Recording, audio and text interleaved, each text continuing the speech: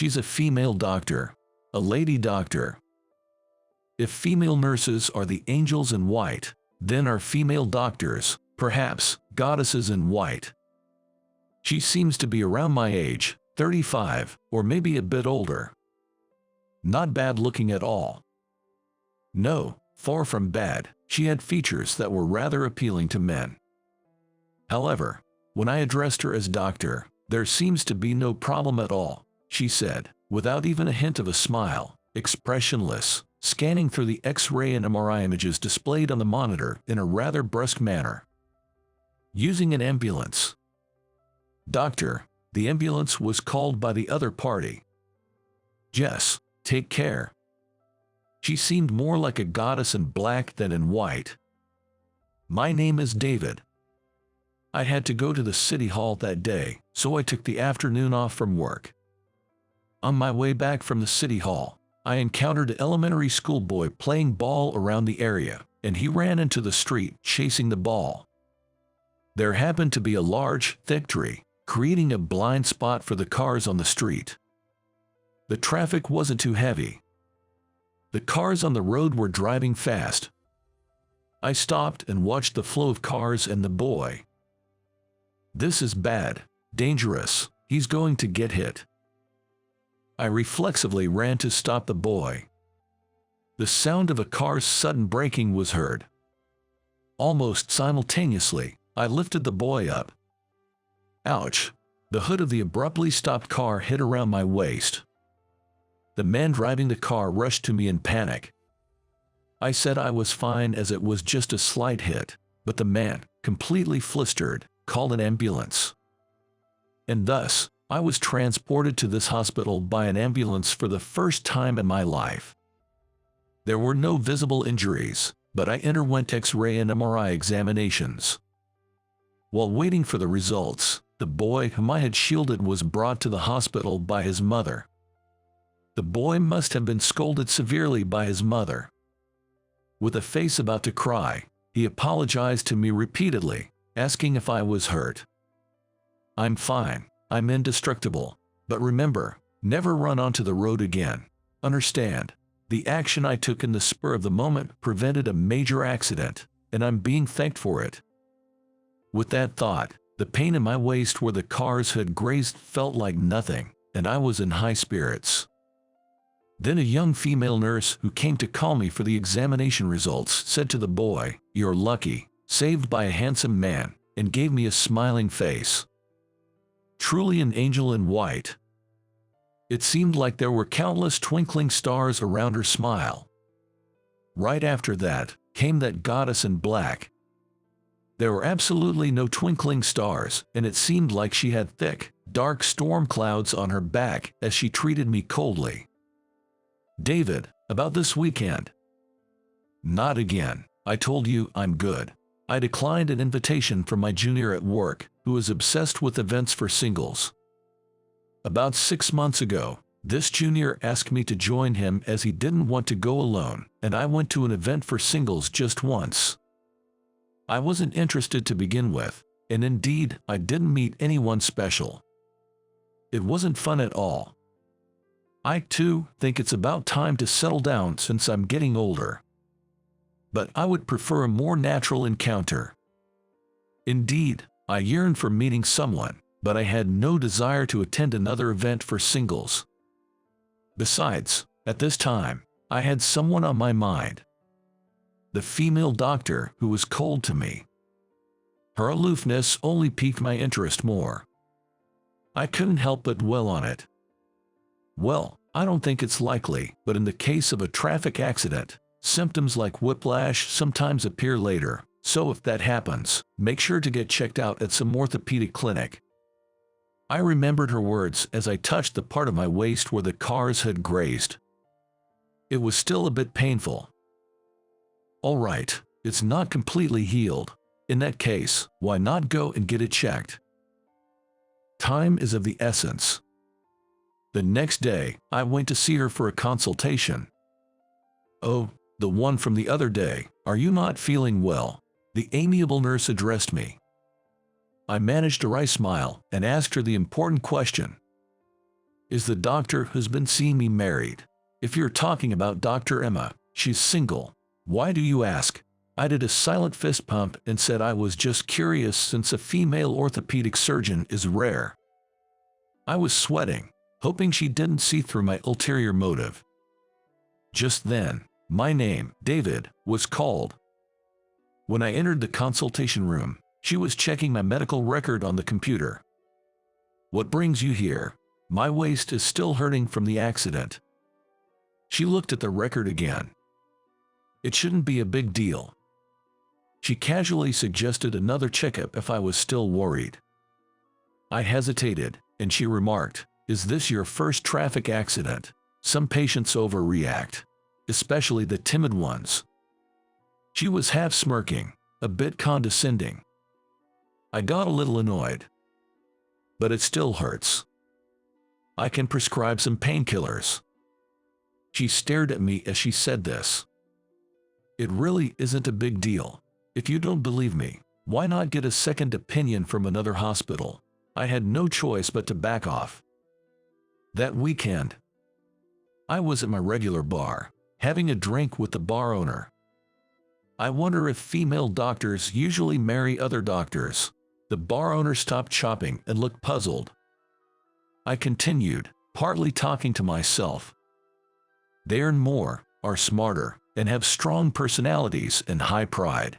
They're out of reach for an average office worker like me. As I muttered, the bar owner asked, "So, you want to date a female doctor?" "No, not at all. It's just a general opinion. Just a general opinion." As I responded, I realized my mind was full of thoughts about her.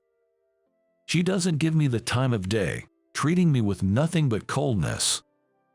But the colder I'm treated, the more the fire within me burns. Am I the type of guy who likes such treatment? As I'm pondering this, my phone starts ringing. It's a picture message from my junior who loves matchmaking parties. He sent me photos he took at a matchmaking party he attended that day. Seeing how desperate he was to get married made me feel pitiful, realizing I'm not that different. After seeing the photos he sent, suddenly the idea of drinking alone at the bar seemed less appealing.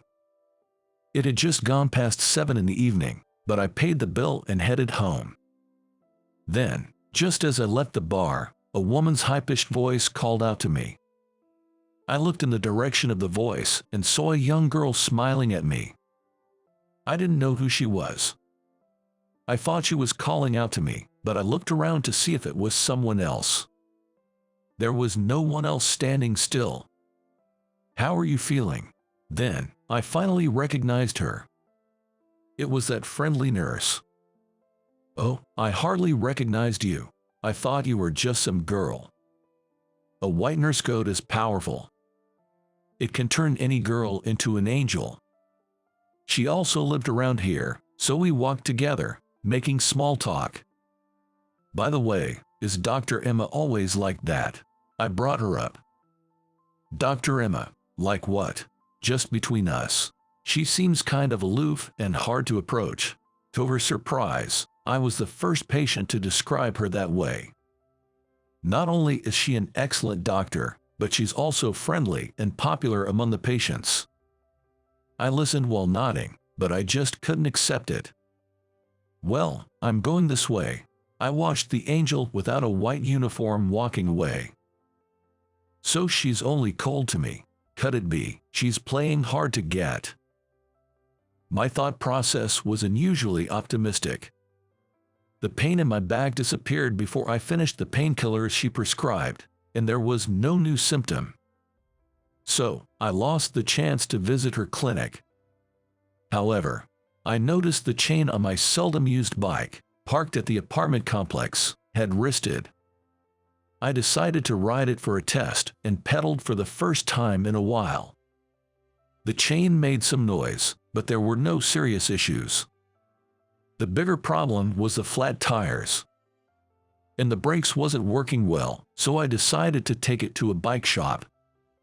I rode the bike. I reached an intersection. The light was changing from green to yellow. The bike shop was just across the intersection. I was too lazy to stop, so I pedaled into the intersection.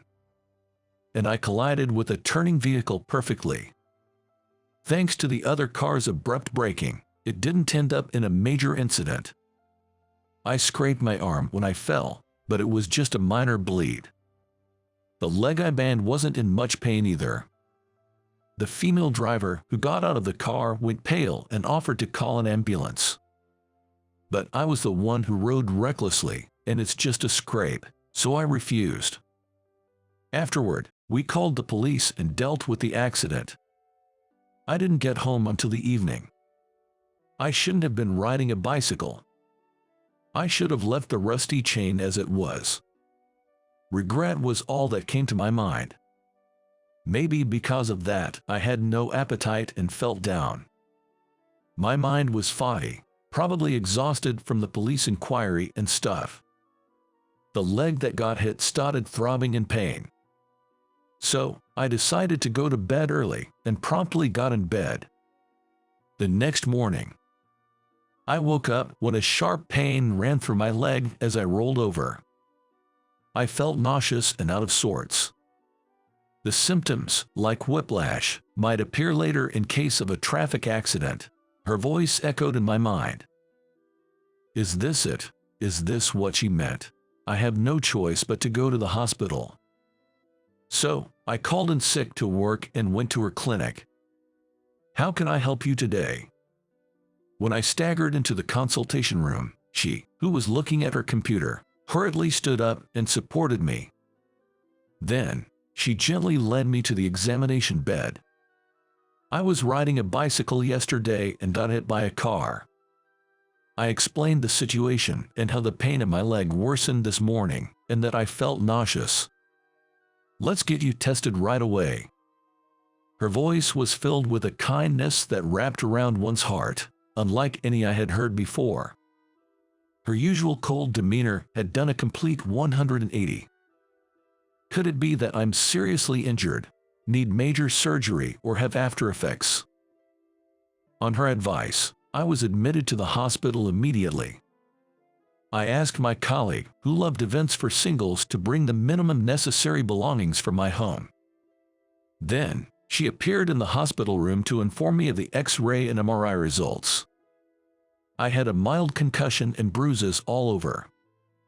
The concussion is very mild. A neurosurgeon has confirmed there's nothing to worry about. There were bruises other than on your leg, but there's no abnormality in any bones. You're lucky. All my worries about surgery and after effects were unfounded. With this in mind, I asked, "Really?" Then she said, "Really?" and gave me a kind smile. Seeing her face, my heart rate soared. She was most concerned about the severely bruised and swollen right leg. If the pain is too much and walking alone is difficult, she suggested staying in the hospital for about a week to observe the progress. Of course, I followed her advice. Is the female doctor who just left your assigned doctor, David? When she left the hospital room, my company's junior asked. When I responded yes, my colleague crossed his arms and fell into thought. When I asked what's wrong, he said, "I feel like I've met her somewhere before." My injury was healing well, and I was told I could be discharged as planned. There was no need for any special rehab, but I had to visit the hospital once a month for the time being. On the day of discharge, while I was packing my belongings in my room, she came to see me. "You're being discharged today. Congratulations. Thank you for everything." As I bowed my head, she, seeming a bit shy, greeted me with a subtle smile. I was deeply moved by this, and I couldn't help but blurt out. Actually, at first, I thought this wasn't going to work. "What do you mean by not going to work? What wasn't going to work?" She looked at me with surprise. "I mean, the compatibility with you. Why did you think we wouldn't get along? Can you tell me why?" I talked while scratching my head, feeling awkward. When I was first brought in by the ambulance, her attitude seemed cold. According to a female nurse I talked to later, apparently, I was one of the very few people she treated like that. I see. She stopped mid-sentence and looked around the room. Then, leaning close to my ear, she whispered softly, "I have a break coming up soon, so once you're ready, maybe we could meet in the courtyard." Well, okay. I looked at her suspiciously, and she implied she had something to say that she didn't want the other patients to hear. So, it's not good here. Let's continue our talk there, okay? What is this conversation going to be about? Hope and anxiety were swirling inside me. After completing the discharge procedures, I went to the courtyard where she was waiting during her break. As I approached her on the bench, she opened her mouth with a bitter smile. I'm the one who's not good.